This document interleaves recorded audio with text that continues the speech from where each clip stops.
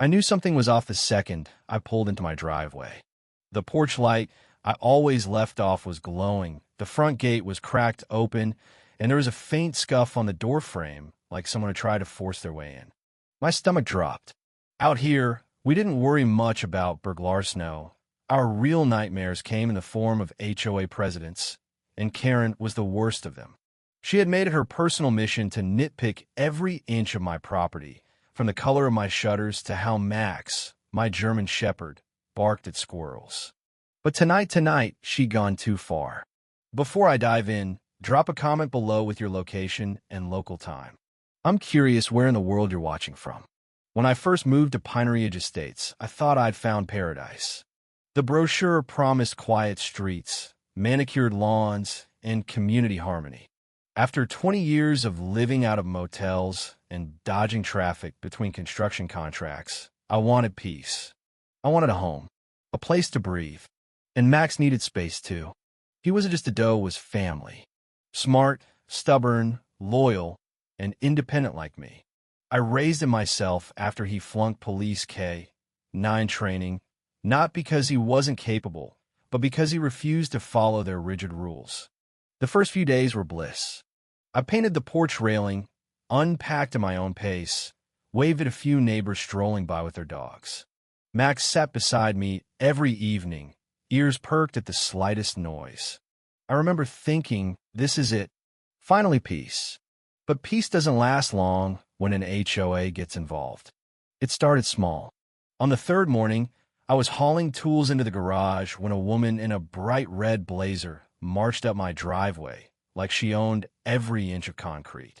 Hair perfect, lips matching, smile sharp like a crocodile's.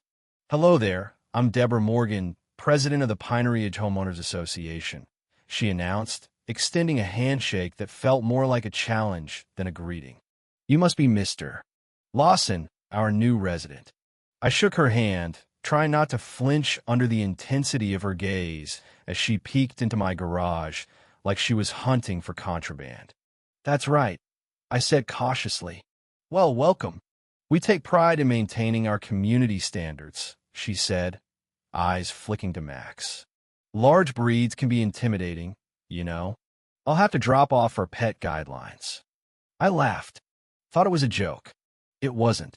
Within a week, 3 notices appeared in my mailbox. One about my trash can, one about a temporary flag I'd hung, and one off course about Max barking at 7:15 a.m. when the mail truck rolled by. Look, Max wasn't a nuisance. He barked when someone crossed the fence or came too close. That's called doing his job. But Karen didn't see it that way. At the first HOA meeting I attended, it became painfully clear. This wasn't about rules, it was personal. She spotted me the moment I walked in. "Ah, our newest resident, Mr.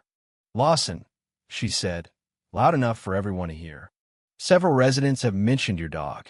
Noise disturbances must be minimized." Half the room looked at me with sympathy, half with smug anticipation. I raised an eyebrow. "You mean the single bark at the mailman?" A few people snickered. Karen's eyes narrowed. Sarcasm wasn't her thing. From that night on, she had a vendetta.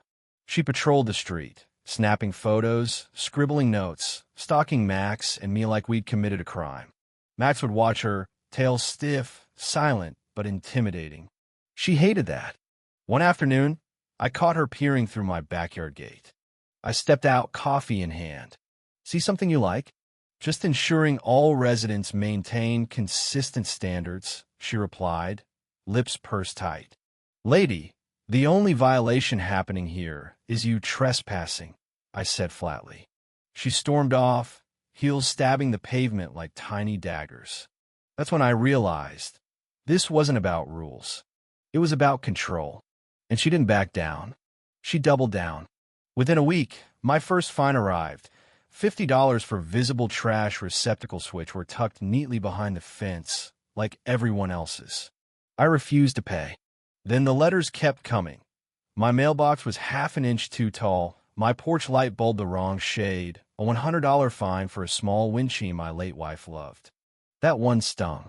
I started keeping the letters in a folder, partly for evidence, partly because I found it amusing how far she'd stretch reality. If she spent half as much energy improving the community as she did harassing me, Pinery Ridge would have been the crown jewel of the county. But no, her focus was laser-sharp on me and Max. Her letters screamed paranoia. Large animals are a liability. You must demonstrate adequate control. Adequate control. Max was trained better than most humans I knew. Sit, stay, heel, guard. He could do it all. The problem wasn't Max. It was that Karen couldn't intimidate him. At the next HOA meeting, she attacked. Mr. Lawson's German Shepherd barks aggressively, creating an unsafe environment. Unsafe? I asked, voice steady. Max hasn't bitten anyone. He sits behind the fence. If he barks, it's because someone's snooping. A few neighbors murmured agreement. Karen shot them a glare sharp enough to slice glass. Then came her favorite line. Perhaps this community isn't a good fit for you. She'd used it before to bully families into selling. I knew she imagined forcing me out too, but I wasn't going anywhere. Weeks of circus followed. Karen showed up at odd hours, circling my house with her phone raised, once snapping photos through the window while pretending to check the streetlight. I stepped outside, held up my phone, and called out, smile. You're trespassing. She stormed off, jaw clenched tight. Neighbors whispered. Some confided they'd been victims too, but never dared to confront her. She once fined a veteran for flying a flag on Memorial Day because it wasn't pre-approved, another family for leaving bikes against the garage for 5 minutes. She was a menace. But Max was my ace. She couldn't control him, couldn't intimidate him, and that drove her insane. Letters grew desperate, accusing me of operating a security business because Max moved like a trained police dog. Then came the twist. One evening, Kara decided to take it further.